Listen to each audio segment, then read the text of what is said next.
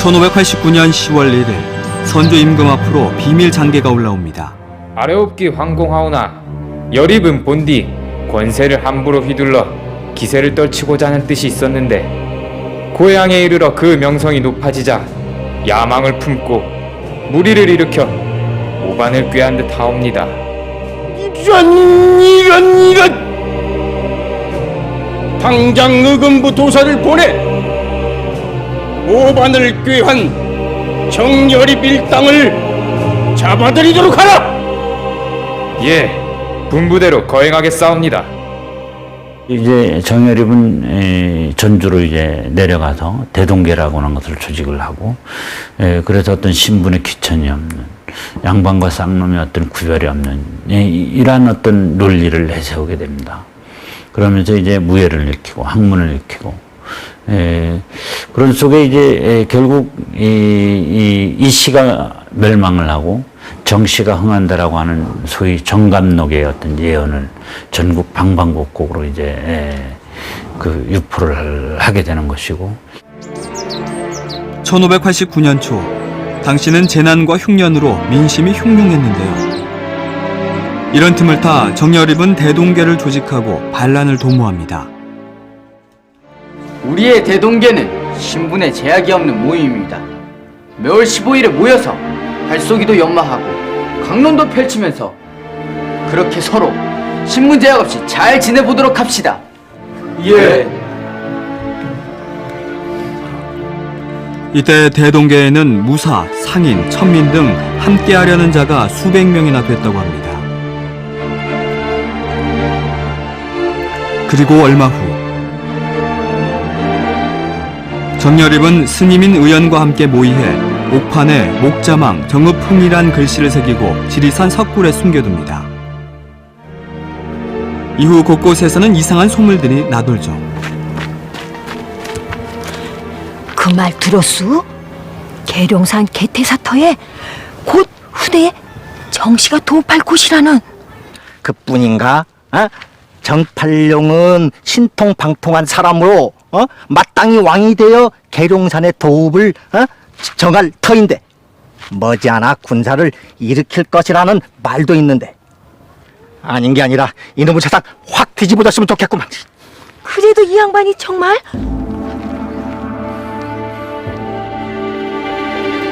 소문 속 정팔룡은 바로 정여립. 일부러 다른 이름을 써 소문을 퍼뜨렸던 거죠. 이렇게 소문이 낭자해지자 정여립은 거사일을 앞당기기로 마음먹습니다. 더 이상 시간을 끌 여지가 없는 것 같소. 오는 12월에 전라도와 황해도에서 일제히 군사를 일으켜 단숨에 한양을 공격하도록 합시다. 그런데 이때 이런 영모의 기운을 감지한 이가 있었습니다. 바로 황해도 북서부에 있는 안악군수 이축이었는데요. 이축은 즉시 이 일을 조정에 보고합니다. 이런 상황을 보고받은 선조는 금부도사 유담을 시켜 정여립 일당을 잡아들이도록 명합니다. 하지만 정여립은 이미 아들과 함께 도망간 뒤였고 이후 아들을 죽이고 스스로 목숨을 끊고 맙니다. 이로써 정여립 영모 사건은 끝을 맺는 듯했습니다. 그로부터 10년 후인 1599년 경상도 선산. 들녘을 거니는 한 사람이 있었는데요. 바로 정여립의 처사촌인 소덕윤입니다. 정여립 사건에 가담했다가 화를 피하기 위해 스님으로 변장해 살아가고 있었습니다. 소덕윤은 산성을 쌓기 위해 선산에 갔다가 우연히 기룬절을 만납니다. 선산 출신인 기룬절은 지략을 뽐내는 이로 동네에서는 소문난 패륜아였습니다. 둘은 곧 친구가 되죠. 지금처럼 난세만 아니었어도 운절, 자네는 큰 일을 도모할 사람인데 말이야. 그럼 장차 어떻게 하면 내 뜻을 펼칠 수 있겠는가?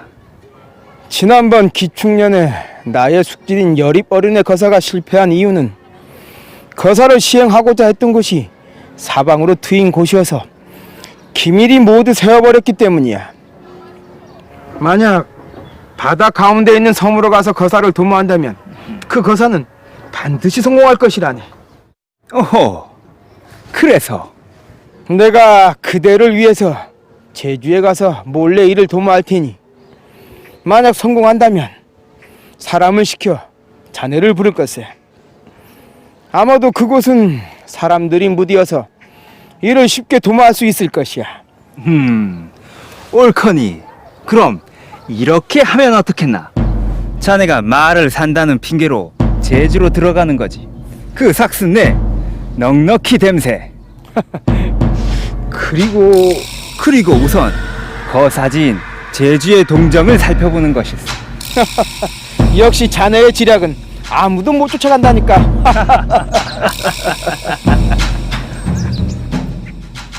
그러면서 기룬절은 소덕유에게 말삭으로 천포를 주고 제주로 갈 수 있게 해줍니다.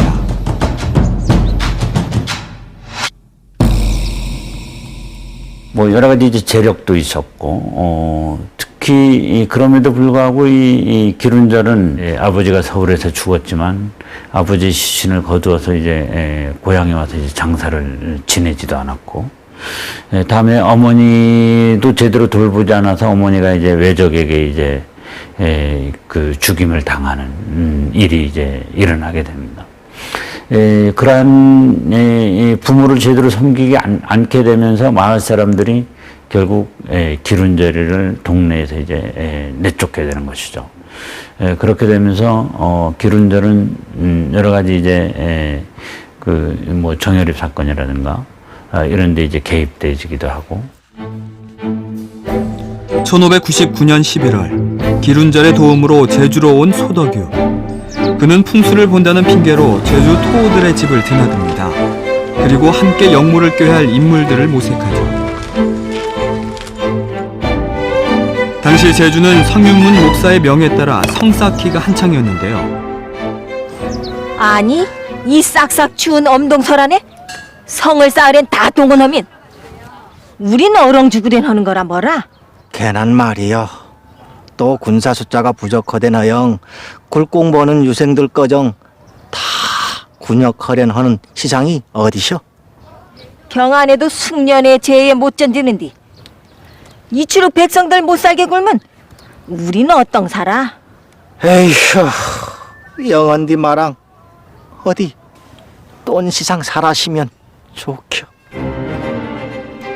제주 사람들의 원성이 높은 걸 안 소덕유는 제주 사람들을 선동하고 역모에 가담하도록 유인합니다. 이때 남마첨지 문충기, 교생 김정걸 등 많은 제주인들을 끌어들이는 데 성공하죠.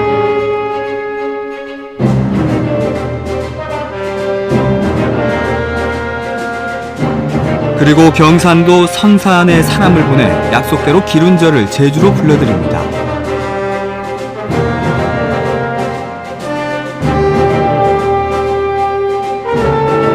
이후 1601년 5월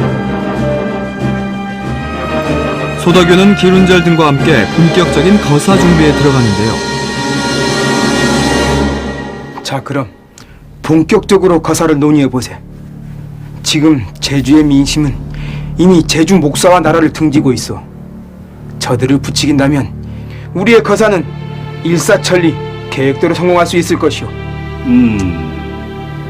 거사일은 언제쯤으로 계획하고 있는가?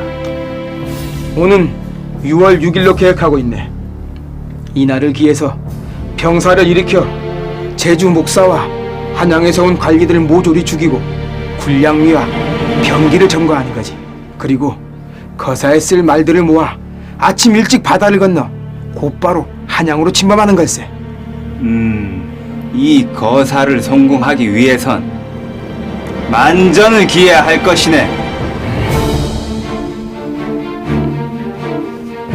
어떻든 제주도민들의 경우는 중앙 집권에 이제 예속돼 있었지만 중앙 정부에 대한 강한 불만들이 없잖아 있었습니다. 제주도민들은 1인 10역을 해야 되는, 그러니까 다른 지역 사람들에 비해서 차별적인 대우를 계속 받아온 거예요.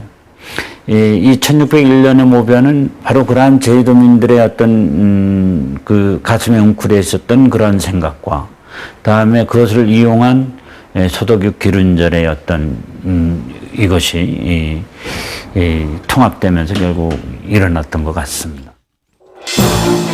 그로부터 한 달 뒤인 6월 4일 거사를 이틀 앞둔 날이었습니다. 구생이란 기생이 운영하는 주막인데요. 구생은 기룬절과 정을 통한 사이였죠. 이곳에서 소덕유 일행은 거사에 대한 마지막 논의를 하고 있었습니다. 명심해야 할 것이오. 이 거사가 성공하기 위해서는 우선 제주 목사의 목을 최우선으로 베야 할 것이오. 우연히 그들의 말을 듣게 된 구생.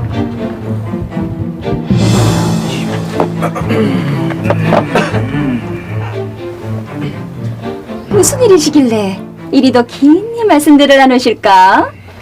소첩도 좀 알면 아니 되옵니까? 어느 자리에 감히 끼어들려고 그러나? 자네는 술이나 따르게.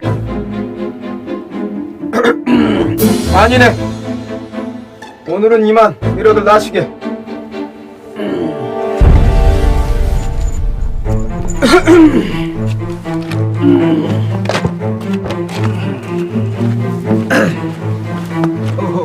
아이고, 무신도 하셔라. 소첩, 이렇게 술을 따르는 기생년이오나 말을 알아듣는 기와 바른 말을 할 줄 아는 입을 가지고 있사옵니다. 조금 전에 들은 바로는 무슨 큰일을 계획하고 계신 듯한데. 오호, 자네 도가 지나치구먼. 들은 말이 있더라면 잊어버리고 본 것이 있더라도 기억에서 지워버리도록 하게. 전부를 들은 것은 아니옵나 목사 나리의 목을 먼저 베어야 되겠다는 말은 내 이 두 귀로 똑똑히 들었사옵니다. 도대체 무슨 꿍꿍이인 겝니까? 서쪽의 궁금증을 풀어주지 않는다면 이 길로 곧바로 관하로 가서 목사께 모두 고하고 말겠습니다. 이후 집으로 돌아온 기룬절은 고민에 빠집니다. 오호, 이곳 형편으로 보아 거사가 성공하더라도 병권은 남마 첨지 문충기에게 돌아갈 게 뻔해. 내 아무리 이 거사를 진두지휘했다고 해서 윗전에 앉아있다 한들 병권을 빼앗긴 종이 호랑이일 텐데 그런 힘도 없고 외로운 신세로 얼마나 견딜 수 있을까?